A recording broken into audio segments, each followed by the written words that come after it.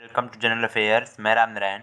आज हम डिस्कस करेंगे स्टूडेंट्स एसएससी जीडी के प्रीवियस ईयर पेपर के बारे में, जिसमें जीके के कुछ इंपॉर्टेंट 10 से 12 क्वेश्चन होंगे और उससे रिलेटेड ऑप्शन से संबंधित कुछ जानकारियाँ होंगी, तो आप इसको अच्छे से तैयार कर लीजिएगा। तो चलिए चलते हैं अपने पहले क्वेश्चन की तरफ।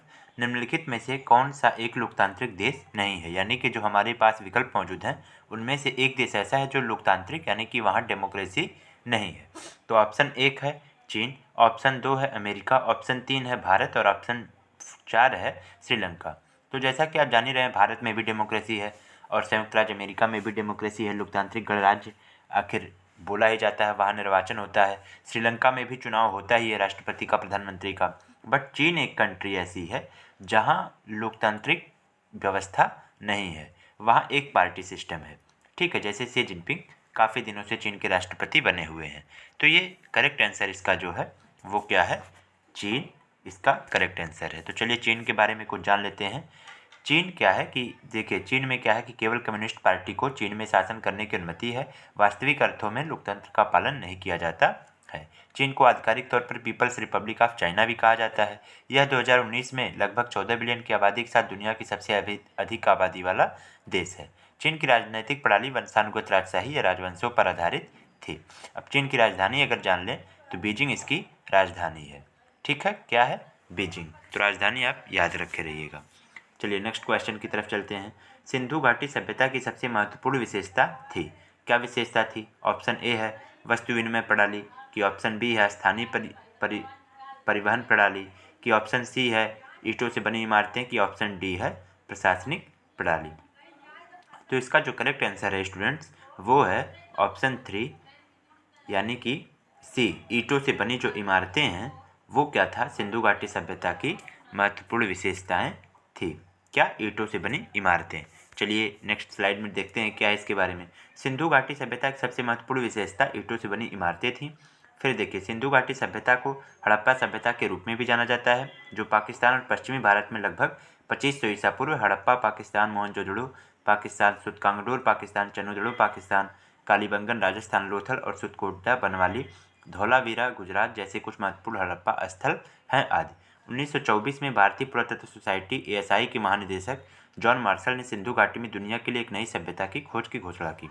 फिर सिंधु घाटी सभ्यता मिस्र, मेसोपोटामिया, ठीक है, भारत और चीन की प्राचीन शहरी सभ्यता में सबसे बड़ी थी। ASI की स्थापना वर्ष 1861 में अलेक्जेंडर कनिंघम में की थी। तो चलिए नेक्स्ट क्वेश्चन। प्राचीन भारतीय कानूनी दस्तावेज मनुस्मृति को लिखा गया था। ऑप्शन ए है तमिल, ऑप्शन बी है हिंदी, ऑप्शन सी है संस्कृत, ऑप्शन डी है बंगाली। तो इसका जो करेक्ट आंसर है वो है ऑप्शन सी, संस्कृत। यानी कि प्राचीन भारतीय कानूनी दस्तावेज संस्कृत मनुस्मृति को संस्कृत में ही लिखा गया था। तो मनुस्मृति क्या है? मनुस्मृति का अनुवाद आमतौर पर मनु के कूट के रूप में किया जाता है, लेकिन इसका शाब्दिक अर्थ है मनु के प्रतिबिंब है। यह संस्कृत में लिखा गया था। यह स्वयं का एक दस्तावेज के रूप में प्रस्तुत करता है जो मानव समाज के लिए आचार संहिता का संकलन और आयोजन करता है। मनुस्मृति कार्य का लोकप्रिय नाम है जिसे आधिकारिक तौर पर मानव धर्मशास्त्र जाना जाता है।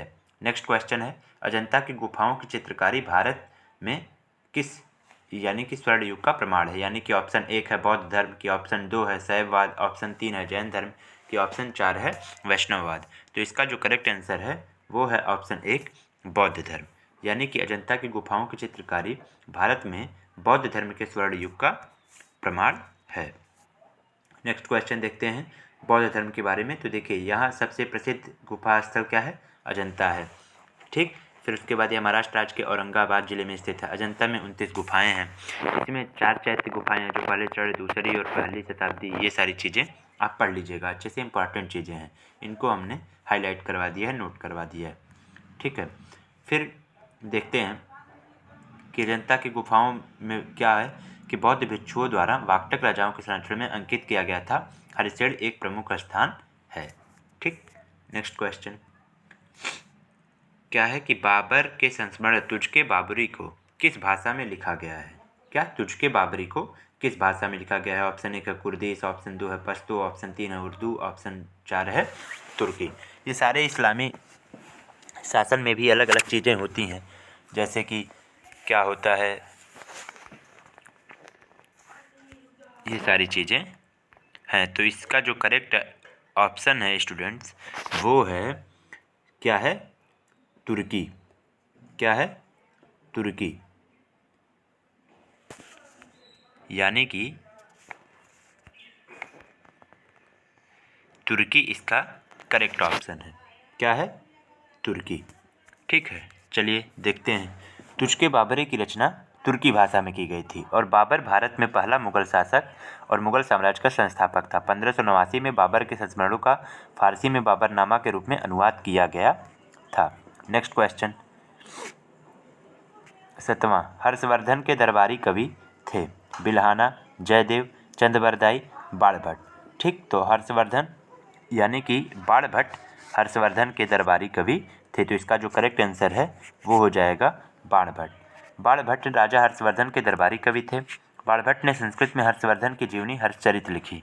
वह अपनी जीवनी में थानेसर के साथ अपने संबंध का वर्णन करता है। बाणभट्ट के बारे में, भारत के एक महान कवि बाणभट्ट का जन्म 7वीं शताब्दी के आसपास भारत के एक गाँव में हुआ था। उनका जन्म प्रीतिकोट गाँव में हुआ था जो हिरण्याव के तट पर स्थित था। उनका जन्म चित्रभानु राजा देवी से हुआ था और वह वात्स्यायन गोत्र का परिवार था। ठीक, इस काव्य प्रतिभा ने सबसे प्रसिद्ध और सबसे शुरुआती उपन्यासों में से एक लिखा जिसे कादम्बरी के नाम से जाना जाता है। यह हर्ष और कादम्बरी की जीवन संबंधित कृति है। चलिए नेक्स्ट क्वेश्चन देखते हैं। नेक्स्ट क्वेश्चन है, सिंधु घाटी सभ्यता संबंधित थी किससे? कांस्य युग से, पाषाण युग से, स्वर्ण युग से या उपरोक्त में से कोई नहीं। तो ये जो है सिंधु घाटी सभ्यता, ये कांस्य युगीन सभ्यता मानी जाती है, यानी कि कांस्य युग से संबंधित थी। तो इसका करेक्ट है ऑप्शन 1 कांस्य युग। चलिए देखते हैं। कांस्य युग जैसे कि कांस्य, तांबे और टिन के मिश्र धातु से बने उपकरणों के उपयोग की विशेषता के कारण कहा जाता है। ठीक है, फिर इसका जो समय था ये 2500 से 1700 ईसा पूर्व से मौजूद थी। सभ्यता को धातु विज्ञान में तकनीक के विकास और बर्तनों, मूर्तियों, जहाज़ों और आभूषणों के लिए कांस्य, तांबा, सीसा और टिन के उपयोग के लिए जाना जाता है। ये सारी चीज़ें हैं। 1577 में गुरु रामदास ने किस स्थान पर स्थापना की थी? ठीक, तो इसका जो करेक्ट आंसर है, पहले तो ऑप्शन आप देख लीजिए।